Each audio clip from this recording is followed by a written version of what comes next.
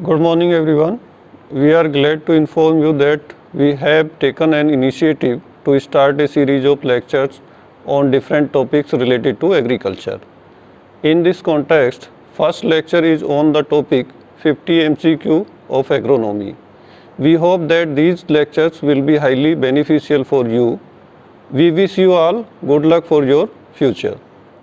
Hello dear students, as you know, knowledge has to be assessed, evaluated and put into practice with applications in real life situations.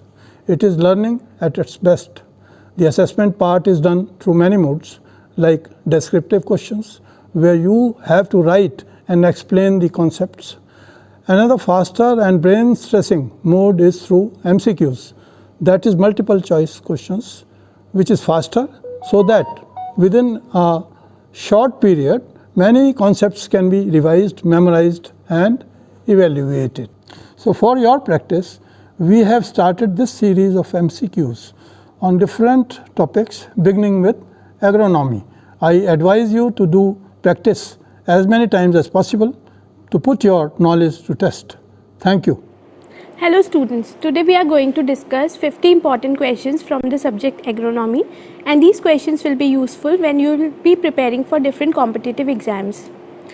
So without wasting any time, let us directly come to the questions. The question number 1 is, the water which gets polluted due to different activities is known as, and the options are blue water, grey water, green water and none of the above. So the correct answer for this question is grey water. The water which get polluted due to different activities is known as grey water. Next question that should come in our mind is, what exactly is blue water and green water?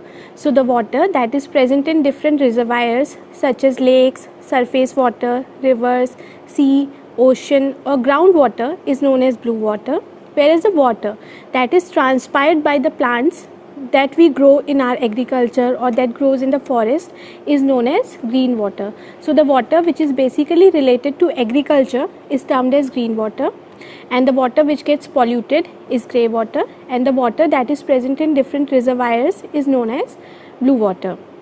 Next question is, first weed resistance was reported against which group of herbicides? So the correct answer to this question is triazines. Triazines group of herbicides which includes herbicides such as atrazine, simazine, and this resistance was reported in the year 1968. Next question comes, which of the following plant hormones plays a vital role in ripening of fruits? The options given are gibberellins, cytokinins, auxins and ethylene. We know it that ethylene is a plant hormone which is responsible for the process of ripening. Now next question comes, what is the role of gibberellin, cytokinins and auxins? Gibberellins is mainly responsible for overcoming the dwarfness. Whenever any variety is short, it helps in enlarging or elongation. Next is cytokinins. Cytokinins plays a major role in the cell division. Next comes auxin. Auxin plays a major role in the process of apical dominance. Next question comes, which plant hormone is mainly responsible for phototropism? Phototropism is a process in which the plant bends towards the light. You all have seen a sunflower plant, and the flower, it always faces towards the sun. That is, it moves towards the light. So the correct answer to this question is auxin.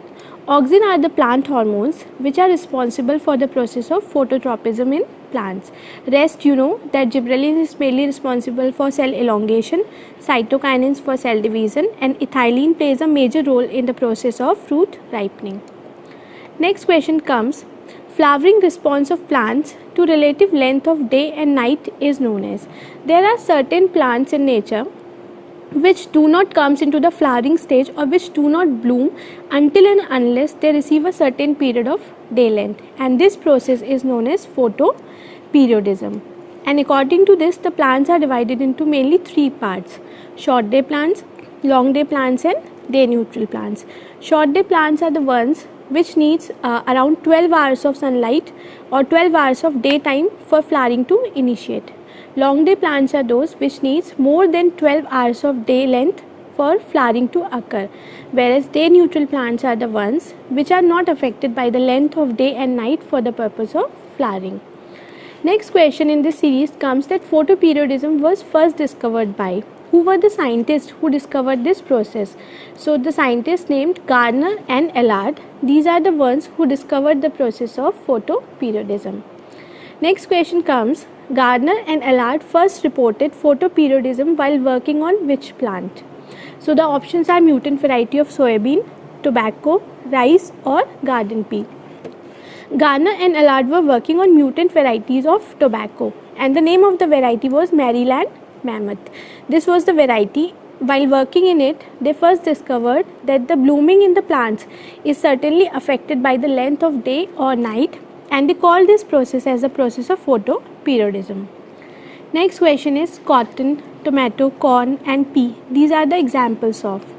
So the plants such as cotton, tomato, corn and pea, these are all day neutral plants. That is, the length of day or night doesn't affect the process of flowering in them. You must have seen that you can take tomato in all the seasons and it can flower in all the seasons. This is the main reason which contributes to this pattern, that the tomato is a day neutral plant. Next question number 9.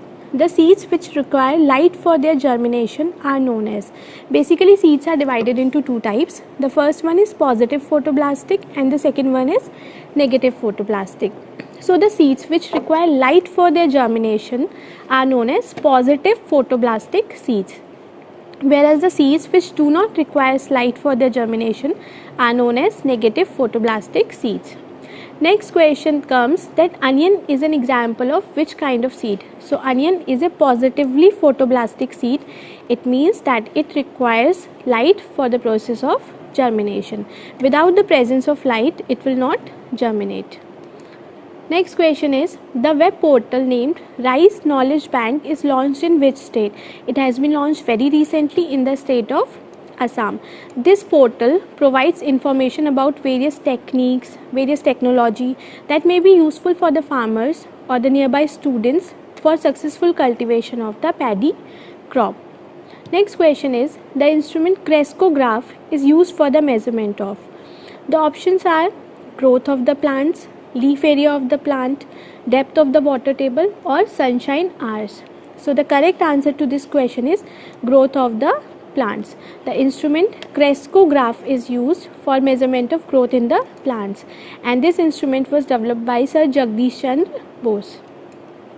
Next question is, which of the following plant are popularly used for the process of phytoremediation? First of all, let us understand that what is exactly phytoremediation. So any kind of remedy or any kind of correction in the soil or nearby area that is done by using plants is known as the process of phytoremediation.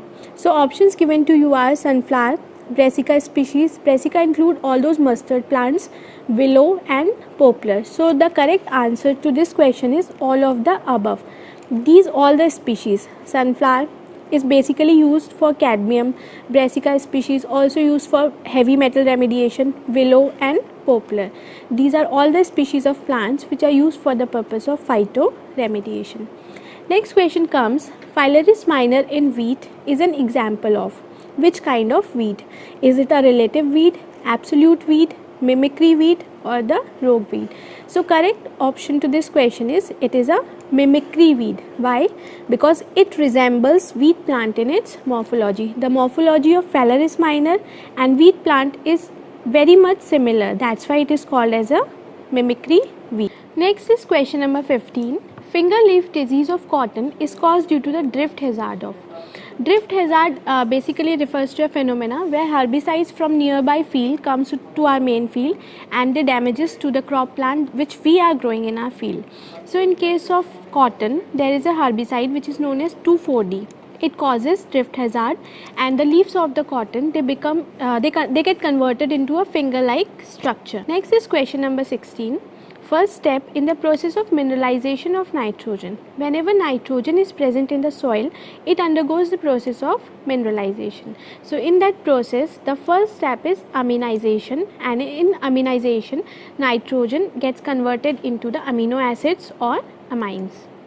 Next question is, which horizon of the soil is known as zone of maximum illuviation or the accumulation? There are two terms in this series. The first one is illuviation. Illuviation, it starts with I and it means to accumulate. And the second term is alluviation. Alluviation starts with E and it means to leach out. So the correct answer to this question is B horizon. B horizon in the soil is known as the zone of illuviation or the zone of accumulation, whereas E horizon is known as zone of alluviation or the leaching. Next is duration of sunshine is measured by which of the following instrument. So few instruments are given to you, that is Beaufort scale, dynamometer, Campbell stroke or the altimeter. So for measurement of duration of the sunshine we use Campbell stroke.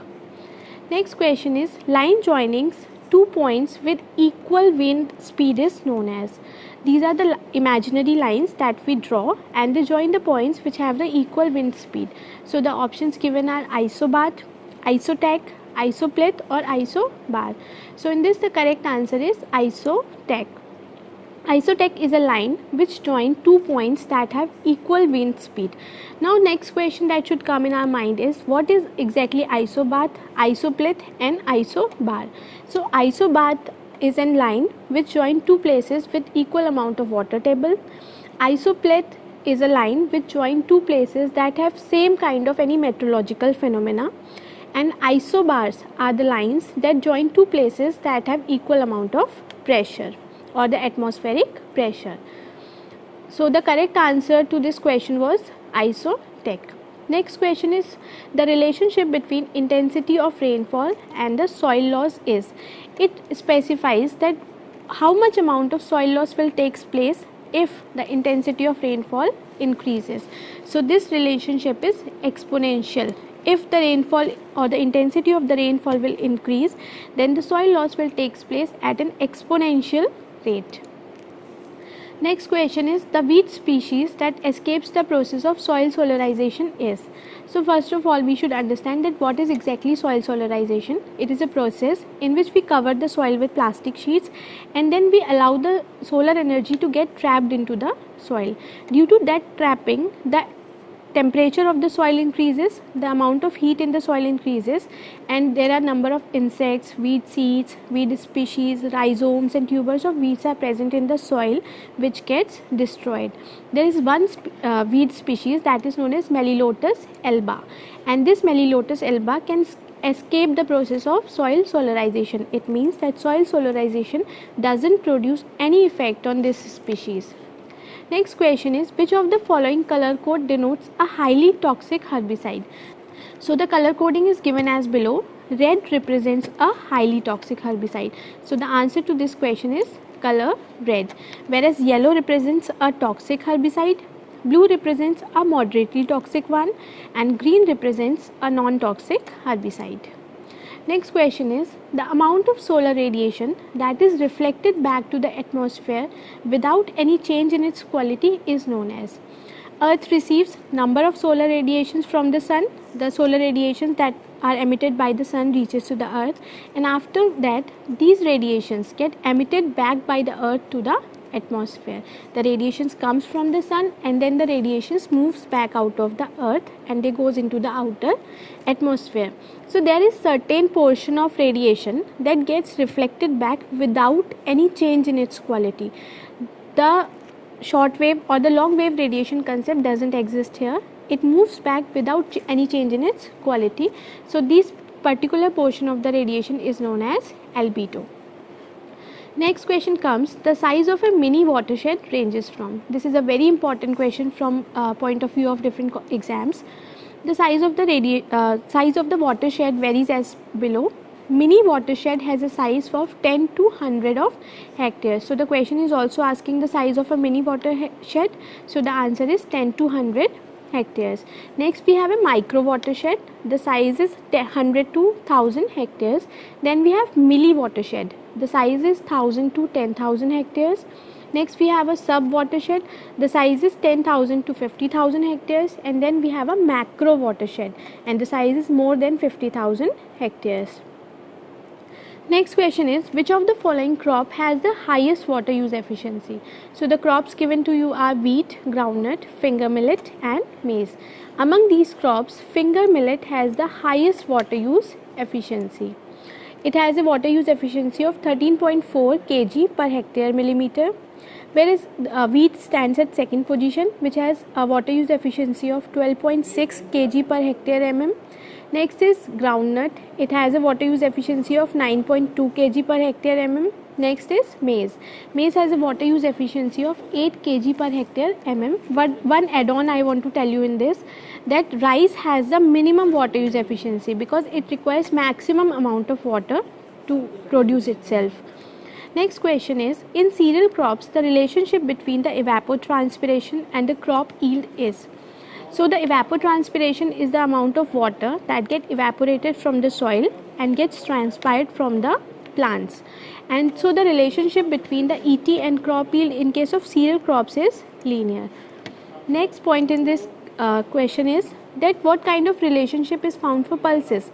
So in case of pulses, the relationship between evapotranspiration and crop yield is quadratic, whereas in case of cereals, the relationship is linear. Next question comes, the class 4 of land capability classification is denoted by which color?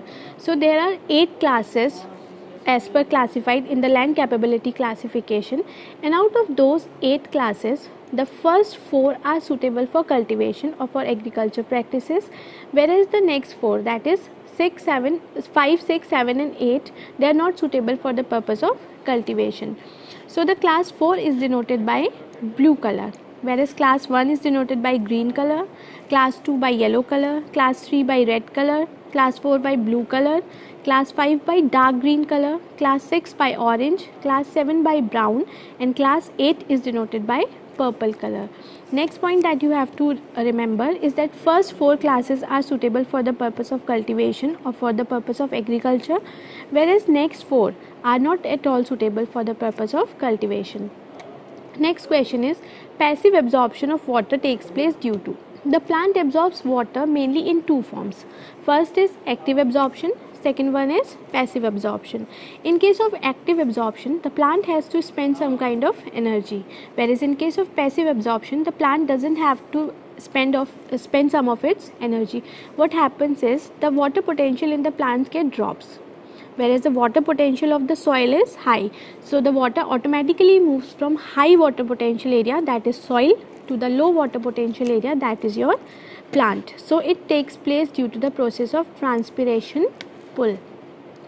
Next question is, the stomata of dicot plants are of which shape? We have 2 kind of plants, that is one is monocot plants, another one is dicot plants. So in case of dicot plants, the stomata are mainly kidney shaped, whereas in case of monocot plants, they are dumbbell shaped stomatas are found. Next question is, which of the following is mainly associated with the success of no tillage farming system?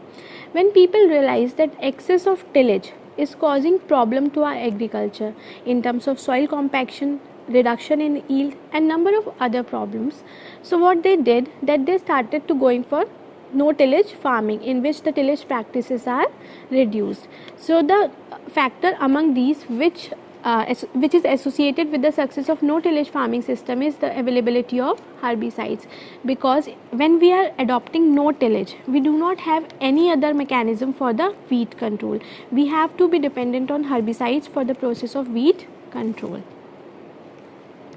Next question is 31. The process by which plant roots filters the water and remove toxic substances from the soil is known as.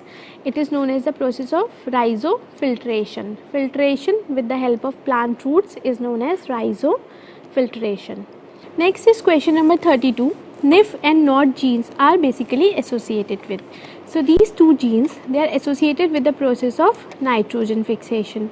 The process of nitrogen fixation is the process in which the plants, they fix atmospheric nitrogen with the help of different bacteria that are present in their root zone or inside their roots. So in this process, 2 genes are there, that is NIF gene and NOD genes. These 2 plays a very important role in that. Next question is, total depth of water that is required by a plant is known as. So the total depth of water that is required by a plant for its growth is known as delta, whereas duty is the amount of water required by a plant for its growth and development, and base period is the time interval during which it requires the water. Question number 34. The fine droplets falling from the sky having diameter less than 0.5 mm are known as. Options are rain, drizzle, mist or rime. In this, those who have studied agrometeorology, you know that rime is the freezing fog, whereas mist already gets evaporated before reaching into the earth. So the two options that left are rain or drizzle. So if the size of the raindrop is less than 0.5 mm, then it is known as drizzle, whereas if the size of the raindrop that is falling from the sky or the water drop that is falling from the sky is more than 0.5 mm, then it is known as the rain.